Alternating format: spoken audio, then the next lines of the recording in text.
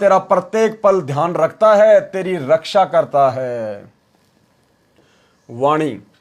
गरीब जूनी संकट मेट है, औंधे मुख नहीं आए, ऐसा सतगुरु से ये जम से लेत छुड़ाए।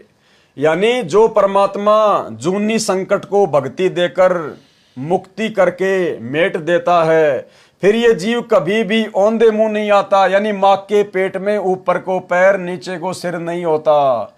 यानी फिर इसका वो गर्भवास का झंझट सदा सदा के लिए मिट जाता है। ऐसा सतगुरु से ये, ऐसे सतगुरु की पूजा करनी चाहिए जो जम से लेत छुड़ाए, जो काल के हर प्रकार के झंझटों से छुड़ा लेता है। सरलार्थ। जो सतगुरु कबीर जी मुझे मिला, देखो फिर बार बार गरीबदास जी कह रहे हैं, जो सतगुरु कबीर जी मुझे मिला।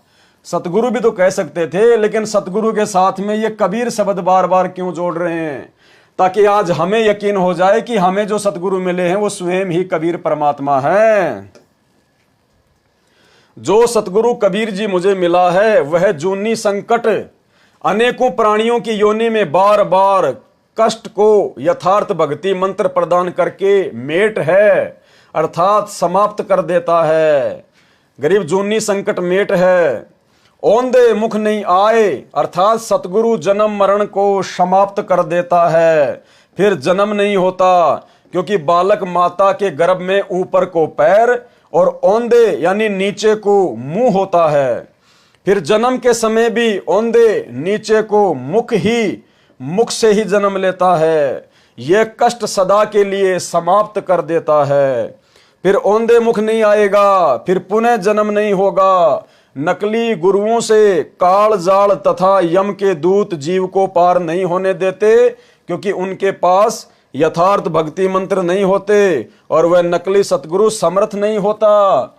जिस कारण से यम से अर्थात काल से नहीं छुड़ा सकता। मुझे जो सतगुरु मिला वह समर्थ है, यम से छुड़ा लेता है।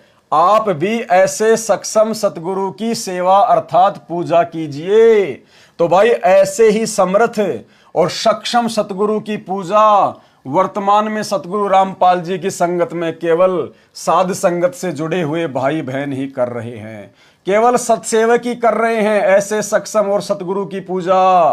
बाकी संगत जो सतलोक आश्रमों से जुड़ी हुई है वो तो केवल इस कागज के टुकड़े को सतगुरु मानकर परमात्मा मानकर पूज रही है, और सत्सेवक भाई बहन ऐसे ही सक्षम और समर्थ सतगुरु की पूजा कर रहे हैं, केवल उन्हीं को परमात्मा मानकर भक्ति मार्ग में आगे बढ़ रहे हैं।